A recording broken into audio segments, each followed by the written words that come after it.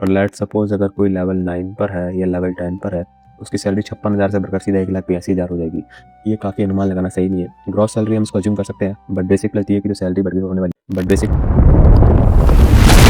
8th पे commission पर पिछले 5 महीने में क्या-क्या हुआ है और आपकी नई सैलरी कितनी हो सकती है? आज इसकी पूरी सच्चाई जानेंगे। नमस्कार दोस्तों, स्वागत है आपका एसएस प्रैक्टिकल एजुकेशन चैनल पर। आज हम बात करेंगे 8th पे कमीशन के पिछले 5 महीनों में हुए पूरे कामकाज की। जी हाँ, मेमोरेंडम कब खुला, क्वेश्चनरी की डेडलाइन क्यों बढ़ी, लोकसभा में सरकार ने क्या कहा और जेसीएम की क्या मांगे हैं, इन सभी बातों पे आज हम चर्चा करने वाले हैं। और सबसे महत्वपूर्ण सवाल, आपकी सैलरी कितनी बढ़ सकती है, वो मैं आज आपको इस वीडियो में बताऊंगा। जी हाँ, इस पर पूरी हम चर्चा करेंगे। और सबसे बड़ा सवाल, आपकी सैलरी कितनी होगी। फिटमेंट फैक्टर लगभग 3 से 3.5 रह सकता है। इसका मैं फुल प्रूफ आपको डिटेल एनालिसिस आपको इस वीडियो में बताने वाला हूँ। जी हाँ, अगर किसी की सैलरी 18,000 है तो बढ़कर कितनी हो सकती है, इस पर भी हम चर्चा करेंगे।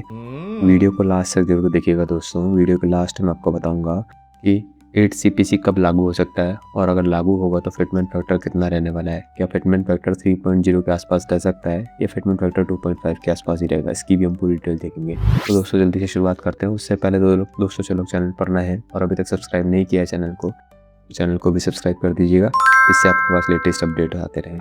तो चलिए शुरुआत करते हैं। जैसा कि पिछले 5 महीनों की प्रमुख घटनाओं के बारे में हम लोग देखने वाले हैं 8th पे सीपीसी में, तो मैं आपको बता दूं कि भारत सरकार ने 8वें वेतन आयोग के संबंध में संबंधित प्रक्रिया शुरू कर दी है। पिछले कुछ महीनों में ही विभिन्न प्रशासनिक कदम, ज्ञापन, आमंत्रण, प्रश्नावली और संसदीय जानकारी सामने आई है। जैसा कि आप जानते हैं कि जस्टिस रंजना प्रकाश देसाई मैम को चेयरपर्सन नियुक्त किया है। इसके साथ साथ ही प्रोफेसर पुलक दोष और पंकज जैन जी को मेंबर सेक्रेटरी बनाया गया है।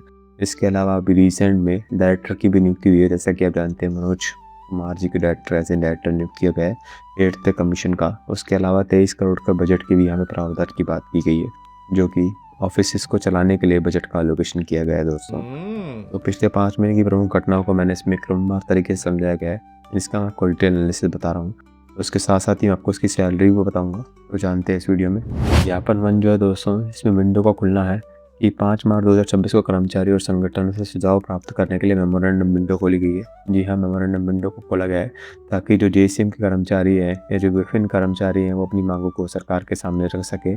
कर्मचारी संघों, पेंशनर संगठनों और अन्य हितधारकों को अपने सुझाव को देने का भी अवसर मिला है। जी हाँ, क्वेश्चनरी की भी, जैसा कि आप यहाँ पे इमेज के रूप में भी देख पा रहे हैं, कि क्वेश्चनरी की भी घोषणा हुई है, यानी कि क्वेश्चंस आप जो गवर्नमेंट ने क्वेश्चंस पूछे हैं उनका भी आंसर सरकारी कर्मचारी अपने अपने हिसाब से दे सकते हैं कि उनके हिसाब से फिटमेंट फैक्टर कितना होना चाहिए। क्या फिटमेंट फैक्टर लागू होगा, ओपीएस अगर लागू होती है तो उस पर क्या सरकारी कर्मचारी के विचार है, तो वो अपने विचार भी यहाँ पे दे सकते हैं। उसके अलावा दोस्तों एक महत्वपूर्ण प्रश्न जो पूछा गया है वो ये भी पूछा गया है कि प्रश्नावली की अंतिम तिथि बढ़ाई गई है। जी हाँ, जैसा कि आप मेरी स्क्रीन पर देख पा रहे हैं कि पहले जो इसकी लास्ट डेट थी वो 31 मार्च थी, जबकि इस डेट को बढ़ाकर 30 अप्रैल 2026 तक कर दिया गया। ये आप मेरी स्क्रीन पे मैं हमेशा ऑफिशियल अपडेट्स आपके साथ लेके आता हूँ, कोई भी फेक न्यूज़ लेके नहीं आता हूँ। ये गवर्नमेंट का ऑफिशियल न्यूज़ है। मैं इसको थोड़ा सा जूम इन कर देता हूँ ताकि आप इसको इजीली समझ पाएँ। तो ये गवर्नमेंट ने जो है वो कॉन्स्टिट्यूट किया था 8th कमीशन को 3 नवंबर 2025 को। उसके बाद 8th कमीशन की जो स्ट्रक्चर फॉर्मेट हुआ था ऑनलाइन, वो साइट पे अवेलेबल था और इसकी मेमोरेंडम रिप्रेजेंटेशन और सबमिशन जो है उसको 30 अप्रैल तक सबमिट कर दिया गया है। जी हाँ, मनीष कुमार जैसा भी डायरेक्टर हैं 8th कमीशन के, इन्होंने लेटर जारी किया है। इसमें डेट जो है वो बढ़ा दी गई है, यानी कि आप जो है अपने लेटर जो है वो 30 अप्रैल तक मेमोरेंडम या क्वेश्चनरी जो है वो आप सबमिट कर सकते हैं। जी हाँ, इसका जो मेन उद्देश्य है दोस्तों वो ये है कि अधिक कर्मचारी संगठनों और विभागों से सुझाव प्राप्त करना है, जिससे कि आयोग को वास्तविक समस्याओं और अपेक्षाओं को समझने में मदद मिलती है। उसके अलावा दोस्तों लोकसभा में सरकार का एक बयान भी सामने आया है, जो काफ़ी लोगों को ये चीज़ नहीं पता है। जैसा कि आप मेरी स्क्रीन पे देख पा रहे हैं कि 9 मार्च 2026 को ही सरकार ने सवाल पूछा था। केंद्रीय सिविल सेवा संशोधन अधिनियम के तहत ये सवाल पूछा गया था कि वेतन आयोग में जो कुछ कमियाँ हैं उनको क्या दूर किया जाएगा और कैसे दूर किया जाएगा। इस पर मैंने डिटेल वीडियो पहले ही बना दिया है। मैं आपको यहाँ पर सिर्फ पिछले 5 महीने की घटनाओं का विवरण दे रहा हूँ, इसलिए मैं आपको शॉर्ट में थोड़ा बता रहा हूँ। ये 8वें वेतन आयोग की रिपोर्ट को आने में लगभग 18 महीने का समय लग सकता है, ऐसा सरकार ने कहा था, जिसमें से 5 महीने अभी बीत हो चुके हैं। लगभग 13 महीने जो है ये फाइनल डेट है, बट ऐसा नहीं है कि इसमें टोटल 18 महीने लगेंगे। हो सकता है सरकार या कमेटी जो अपनी रिपोर्ट 12 महीने या 15 महीने के भीतर भी सरकार को सौंप सकती है। व्यापक अध्ययन और विभिन्न विभागों से जानकारी लेकर सिफारिशें जो है अपनी तैयार करने वाला है। जी हाँ, जैसा कि आप जानते हैं कि अभी उत्तराखंड में भी इनकी विजिट होने वाली है जेसीएम के साथ, और जेसीएम के कर्मचारी भी सरकार से मिलने के लिए समय मांग रहे हैं। तो प्रॉब्ली 24 अप्रैल को जो तारीख तय हुई है उस तारीख पे इनकी आपस में मीटिंग हो सकती है और जो कर्मचारी संगठन है वो अपनी मांगे रख सकते हैं सरकार के सामने। तो ऐसा एक अनुमान लगाया जा रहा है कि 24 अप्रैल को ये तारीख हो सकती है जिसमें सरकारी कर्मचारी संगठन विभिन्न जेसीएम के हो गए और भी सरकारी कर्मचारी संगठन हो गए वो अपनी मांगे जो है वो सरकार के सामने रख सकते हैं। जी हाँ, उसके अलावा एक उत्तराखंड दौरे की घोषणा भी हुई है। ये भी ऑफिशियल गवर्नमेंट की न्यूज़ है। जैसा कि अब मैं पढ़ के बताता हूँ, 30 मार्च का ये लेटेस्ट नोटिफिकेशन है और टीम ऑफ 8th पे कमीशन जो होगी वो उत्तराखंड विजिट करने वाले 24 अप्रैल को। जो भी स्टेक होल्डर्स हैं, सेंट्रल गवर्नमेंट के ऑर्गेनाइजेशंस या इंस्टीट्यूट्स और यूनियंस जो है वो इंटरेक्ट करना चाहते हैं अगर कमीशन के साथ, तो वो देहरादून में आ सकते हैं और अपनी जो नाम है वो यहाँ पे मेल के थ्रू भी सबमिट कर सकते हैं। ठीक है, और वेन्यू जो है वो उसके अकॉर्डिंग शेयर किया जाएगा। यानी कि जो सरकार है इसकी तरफ से भी एक पॉजिटिव मूवमेंट देखने को मिल रहा है कि सरकार भी ये चाह रही है कि कर्मचारी संगठन अपनी मांगे सरकार के सामने रखे ताकि उनके अकॉर्डिंग ही फिटमेंट फैक्टर और सैलरी की घोषणा हो सके। तो यहाँ पे सरकार का पॉजिटिव मूवमेंट दिख रहा है मुझे कि सरकार ये चाहती है कि जल्दी से जल्दी 30 मार्च 2026 को जो संभावित दौरे थे उत्तराखंड आयोग का उल्लेख किया गया है और आयोग विभिन्न राज्यों में जाकर कर्मचारियों की स्थिति और सुझाव का अध्ययन करेगा। जी हाँ, यहाँ पे आयोग जो है वो सारे के सारे कर्मचारी से अपने अपने इनपुट ले रहा है, सजेशंस मांग रहा है उनसे, उनकी क्या मांगे हैं। तो यहाँ पे जो जेसीएम की प्रमुख मांगे हैं वो भी मैं आपको जल्दी से बता देता हूँ जिससे आप समझ पाएंगे कि फिटमेंट फैक्टर क्या होगा। जी हाँ, जेसीएम की जो स्टाफ साइड ने प्रश्नावली के लिए समय सीमा बढ़ाने का मांग किया है।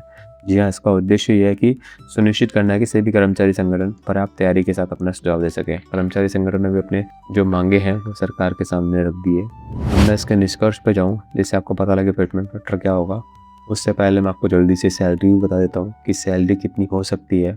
अगर किसी की बेसिक पे आज की डेट में 18,000 है, डी अमाउंट जैसा कि आप जानते हैं 58% है, ये लगभग 2 या 3% और बढ़ सकता है जिससे कि डीए की जो वैल्यू है वो लगभग 61% तक जा सकती है।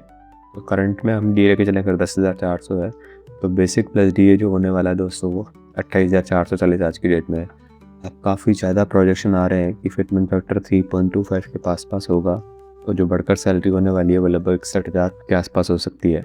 और मेरे अनुमान के अकॉर्डिंग ये काफ़ी ज़्यादा अमाउंट दिख रहा है दोस्तों, क्योंकि ये लेवल 1 पे तो ज़्यादा फ़र्क नहीं दिख रहा आपको, और लेट सपोज अगर कोई लेवल 9 पर है या लेवल 10 पर है उसकी सैलरी 56,000 से बढ़कर सीधा 1,82,000 हो जाएगी।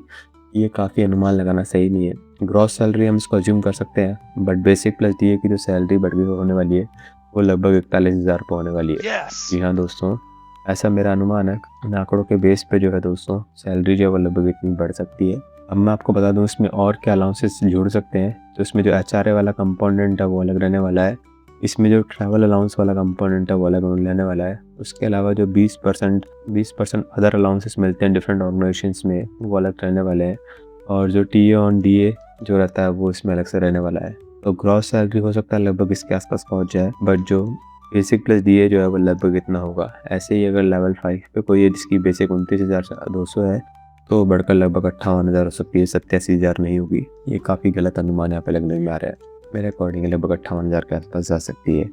ऐसे ही 44,000 बेसिक पे वाले की सैलरी लगभग 81,000 के आसपास जा सकती है दोस्तों। तो ये काफ़ी ज़्यादा अनुमान है। लेवल 15 तक मैंने इस पे एनालिसिस किया है। तो आपके क्या विचार हैं? आपके अकॉर्डिंग फिटमेंट फैक्टर कितना होगा? क्या ये 3.25 के आसपास रहेगा या फिर ये 2.89 के आसपास रहेगा, जैसा कि सरकार के काफ़ी लोग अनुमान कर रहे हैं कि 2.89 होगा? आपके हिसाब से क्या रह सकता है? क्या 3.5 हो सकता है? आप मुझे कमेंट करके जरूर बताइएगा। तो ये स्टाफ साइड की तरफ से डिमांड है। अब मैं इसकी जल्दी से निष्कर्ष पे भी आ जाता हूँ कि पिछले 5 महीनों में 8वें वेतन आयोग की दिशा में कई महत्वपूर्ण कदम उठाए गए हैं। ज्ञापन हो गया, प्रश्नावली हो गई, संसद में चर्चा हो गई, कर्मचारी संगठनों की भागीदारी भी जो इसकी काफ़ी हिस्सा है। और आने वाले समय में दोस्तों आयोग अपनी बैठकों और अध्ययन के आधार पर वेतन और उससे संबंधित सिफारिशों को लेकर सामने आ सकता है। जी हाँ दोस्तों, आयोग जो है अपनी सिफारिशें जल्द से जल्द लेकर आ सकता है। ये जो मूवमेंट दिख रहे हैं काफ़ी पॉजिटिव दिख रहे हैं। अगर सरकार जेसीएम से या विभिन्न कर्मचारी संगठनों से मांग मिलना चाहती है तो ये से काफ़ी पॉजिटिव मूवमेंट दिख रहा है। आप अपने विचार मुझे कमेंट करके ज़रूर बताइएगा। चैनल पर नए हैं तो चैनल को लाइक ज़रूर कीजिएगा और सब्सक्राइब भी ज़रूर कीजिएगा। So thank you so much दोस्तों for watching the video and have a good day.